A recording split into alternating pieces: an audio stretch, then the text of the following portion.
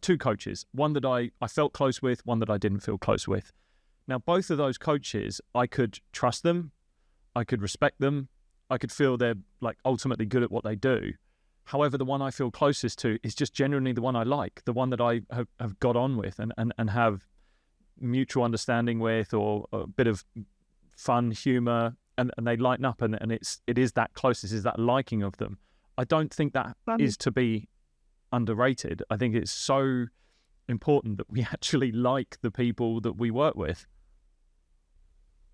Yeah, I totally agree. And I must admit, I do get a little bit of pushback from coaches, particularly, not so much from athletes when I refer to this particular relational property that holds us together.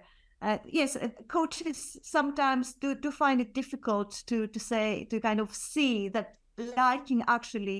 liking our athletes is important. And the way I explain it is that if you don't like an athlete, if we take it, the other way around, if you don't like the athlete, then inadvertently you close off certain opportunities, even unconsciously or subconsciously.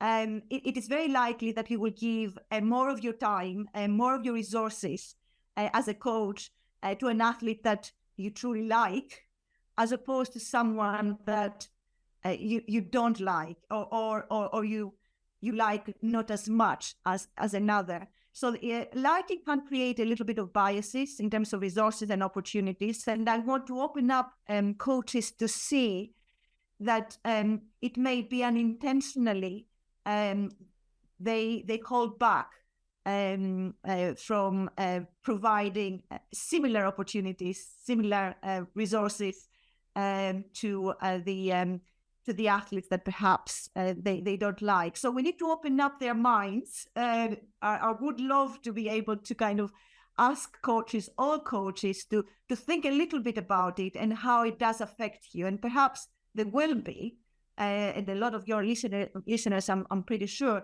there will be coaches there in the audience who will be thinking, yeah, there are athletes in my squad, if I am to be truly honest, that I don't particularly like for whatever reason.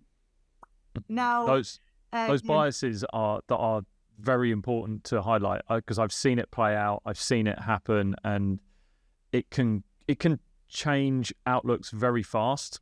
It can change relationships quite quickly, because I think resentment is a virus of an emotion that can spread very quickly within a human being, I think. And something like having a bias within an athlete relationship group is very importantly highlighted. It is. And we need to be more conscious about these biases. And that's why I will invite coaches to kind of consider, where they stand with their athletes, particularly looking at liking, because that is perhaps more contested than the other relational properties within closeness. And perhaps ask themselves, why perhaps I dislike or not like that athlete. And I would probably go back and say, potentially because you don't know that athlete that well.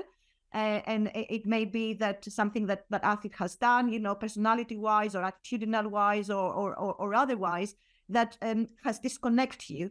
And I will invite those coaches to try to connect and find out a little bit more about their athletes and find, and enlarge their common ground and the level of similarity that they have. And I think by doing that process, they will probably increase their liking for their athlete.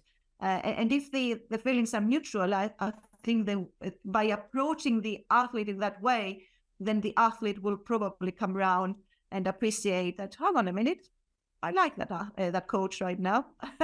He's showing a little bit of interest. He's spending a little bit of time with me. That says something.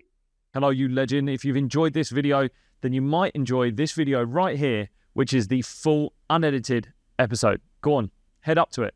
Up there. Go. Also, don't forget to subscribe to this channel so you don't miss out on any new videos. I'll see you soon.